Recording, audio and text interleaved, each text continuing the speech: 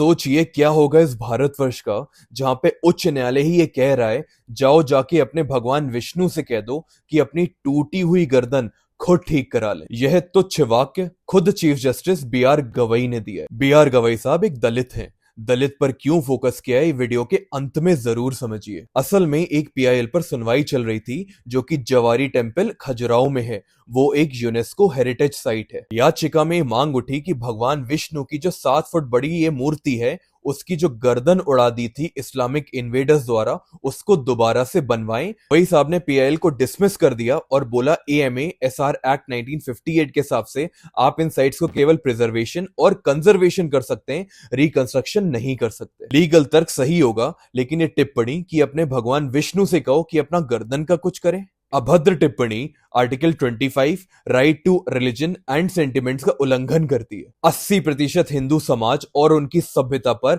एक लात है। अब दो सवाल, पहला सुप्रीम कोर्ट से, जहां मुस्लिम पर्सनल लॉ की बात आती है वहां पे आप सुओ मोटो लेकर उनके प्रोटेक्शन के लिए कूद पड़ते हैं, और जहां पर हिंदू आस्था का सवाल है वहां पे ये टीका टिप्पणी। दूसरा सवाल सरकार से, एएमए एसआर एक्ट 1958 में कंजर्वेशन अलाउड है, रिकंस्ट्रक्शन नहीं। आप पार्लियामेंट में कब ऑर्डिनेंस लाके हिंदू साइट्स को रिकंस्ट्रक्ट कराएंगे? क्योंकि 800 साल के इस्लामिक इन्वेजन में 48,000 Hindu temples has been destroyed. अब सबसे अहम बात, जस्टिस गवाई दलित समाज से आते हैं। ऐसे बयान देके वो दलित समाज में खराब संदेश और गलत प्रेरणा भेज रहे हैं। दलित समुदाय एक ऐसा पिछड़ा समाज है जिसने सदियों तक सिर्फ संघर्ष किया है।